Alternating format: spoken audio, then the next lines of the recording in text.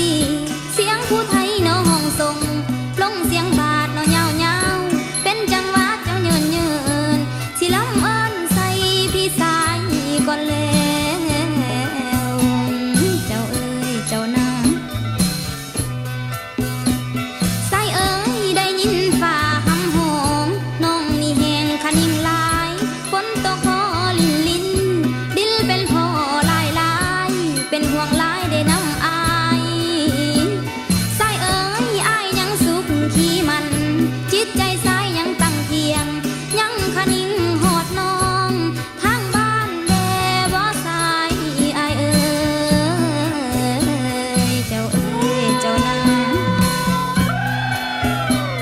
คำเอ๋ยขอให้จงใจตั้งการเฮียนมันเด้ออุ่นส่วนว่าน้องอยู่พุ่นขนิ่งอายอยู่บ่ไหวคำเอ๋ยคำที่ใส่ไม้มันสัญญากันแต่ข่าวก่อนพร้อนได้ไปอยู่ก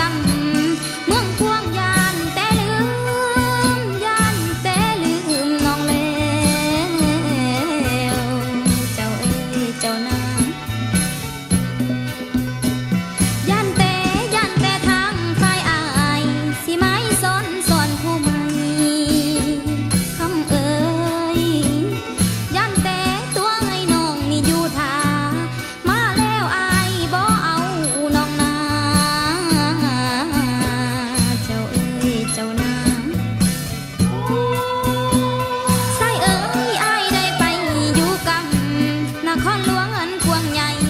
อย่าได้ไล่นาดน้องผู้คงท่าอยู่สุวรรณอันหนึ่งน้องขอเตือนจิตไว้สติใส่ให้